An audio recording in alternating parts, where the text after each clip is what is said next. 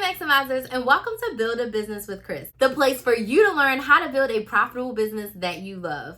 I'm your business coach, Chris the Maximizer, and in today's video, let's talk about how to create a YouTube channel for your business. Now, I am a YouTuber, y'all, clearly. I have created 2 YouTube channels in my lifetime. The first YouTube channel that I created for business was Chris the Maximizer. It has over 42,000 subscribers. And then my second YouTube channel is the one you're watching me on right now, Build a Business with Chris, and we have just surpassed 600 subscribers, and I'm super duper excited for both of my channels. While they have not been easy, I have definitely figured out the method to the madness when it comes to building a YouTube channel for business specifically. So I want to share with you my top tips and things that you may want to think about doing if you are starting a YouTube channel as a business owner. So let's dig right on in. First things first, as a business owner, what the heck are you talking about? So based on your business, whether it's a product-based business or a service-based business, what are you talking about? What are what we like to call your content pillars? What are the 3 to 5 topics around your business that you are going to be talking about on your YouTube channel? What are you going to be sharing? How are you going to educate, motivate, and inspire on your YouTube channel? YouTube is about long form, digging in, and really helping someone get a mini transformation in an area. So as a business owner, what are you going to be talking about on your YouTube channel? Come up with your content pillars first. So when I was couponing and my goal was to help people save money, my content pillars were couponing, budgeting, meal planning, strategic shopping, and overall saving money. So from those 5 topics, I could talk about a plethora of things. As a content coach, my core content pillars are content, sales, and consistency. Those are the 3 main ones that I harp on. And social media. So content, social media, sales, and consistency are my 4 main content pillars. And I can make a crap ton of content about all 4 of those things as well and go into educating, inspiring, motivating, all the things. So I really want you to get crystal clear on what you're actually going to be talking about on your YouTube channel. How is it bringing your ideal clients more value into their life? Second, you got to decide your posting schedule, i.e. what is your level of consistency. So over on YouTube, when we're thinking about long form content, we want to be posting 1, but preferably 2 long form videos per week, 7 to 10 minutes each. If you're doing a shorts strategy, if you're deciding that you're going on YouTube and you only want to post shorts, I would say you want to post 5 shorts a week. 5 60-second shorts, because shorts can only be up to 60 seconds. So if you're doing just shorts and you don't want to do any long form content, I would say 5. If you want to do long form content and shorts, you can do 2 long form videos and 3 shorts a week, and that will be absolutely epic for you in your YouTube journey. But guess what? It's your business and it's your life. You decide how often you want to show up. So decide your level of consistency. Next, I want you to create your plan for the first 90 days. So before you even start recording for this YouTube channel, you're really going to plan and batch out this content. So if you're posting 2 times a week, every week, you're going to need about 24 video ideas for your long form videos. So you're going to sit down. I want you to get a calendar, preferably an electronic calendar on a project management system. I use Airtable. You can use Trello, Monday.com, Asana, Google Sheets, Google Docs. I don't care. Just make sure you have an electronic calendar.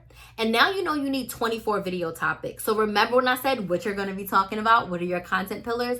I want you to come up with 24 video topics, and I want you to plot them on your calendar on the days that you want to post. So I post on Wednesdays and Saturdays, my long form videos. I'm trying to get into a shorts strategy, but I'm like, even if I don't get into my shorts strategy right now, my main focus is my long form content and my lives, okay? So you want to go on your calendar. Maybe you want to post on Mondays and Thursdays. So every Monday there's a video, every Thursday there's a video, and you want to decide those video topics. And then you're also going to decide your outline. Like, what are your 3 to 5 talking points for every video topic that you have? Now, this is going to take you a few hours, and that's fine. But you want to have your first 90 days thought out and plan out before you start recording. This is going to help you so much when it comes to consistency, because you're always going to be ahead. And as a business owner, consistency is what counts. Next, I want you to batch record these videos. Record 6 to 8 at a time. So if right now you're starting your YouTube channel, you want to start posting in, let's just say, November. In the month of October, you want to make sure you record at least 8 videos. And then in November, record 8 videos for December. And then in December, record 8 videos for January. So you want to set yourself up when it comes to YouTube to be a month ahead. As long as you're not doing time sensitive videos and you're doing what we call evergreen videos, meaning your subscribers can always get value from that content. When I was doing couponing, I could not batch that much because new deals happen every week. So I had to wait till Sunday to record videos for that week. But my educational content that I did, like how to coupon, how to budget, how to save money, those types of videos, I could record those anytime. So as much as possible, batch record as many videos as possible as you can. Today, I'm recording 11 YouTube videos as I sit here. So make sure you get yourself together and you record, try to do a month's worth so you're always a month ahead when possible. I know it's not possible for every niche, but for as many videos as possible that you can record them early. Now, when it comes to equipment, my suggestion, you want to have decent lighting. I have soft box lights in front of me. I'll put them on the screen of what they look like, but I also have my natural light from outside. Okay, so I always try to record during the day so I get the most light flooding on me. But when all else fails, start with a ring light or soft box light so that you have good lighting. A microphone. I actually got a little lapel mic right here, but I also have a mic like this that I've used in the past, and I have a tripod mic that I've used in the past for my YouTube videos. So make sure you have a microphone so your audience can hear you in your videos. When it comes to editing software, I'm an Apple girl, so I literally edit my videos on iMovie on my phone. You can also use iMovie on iPad or MacBook, okay? So you can decide what type of editing software that you would like based on the type of videos that you are creating. My editing is very basic, so I literally have used iMovie for the past 6 years. Camera, people are like, what camera? I use an iPhone 13 Pro Max. I've always used iPhones for both of my YouTube channels. I've recorded over 2,000 videos and I literally do it from my phone. So you can start with what you have. Start with your phone. Okay, and you can eventually get a camera. Go and do your research, and there's tons of YouTube videos, Instagram Reels, Google information on the best cameras to use when recording sit-down YouTube videos and doing vlog style. You can decide that. But for me personally, I use this good old 13 Pro Max. I have 2 phones, so I'm recording on my work phone right now, and this is my personal phone. I just record my videos on my phone, and then I edit them right in iMovie. Your editing does not have to be fancy to start. And remember, you are a business owner first, a content creator second. So you want to make sure that you are just getting it done in the beginning and getting used to what it looks like. And then you can always perfect it and make it better later. Now, YouTube is really big on titles, thumbnails, and description boxes. So make sure that you do some SEO search, which means search engine optimization, on YouTube so that you have good titles in your videos, meaning your titles are searchable. And if someone searches for that title or that topic in YouTube, YouTube will suggest your video. So if you go into your analytics tab and you go into inspiration, you can type in the types of videos that you want to create, and YouTube will give you suggestions for video topics and titles that you can use. You want to make sure you have good thumbnails. Use Canva, C-A-N-V-A. They have a free version. They have templates there that you can use and spruce up. Make sure you take pictures when you record your videos so that you have thumbnails to use for your YouTube videos. Make sure you're posting your YouTube videos with thumbnails. And then as a business owner, the description box is everything.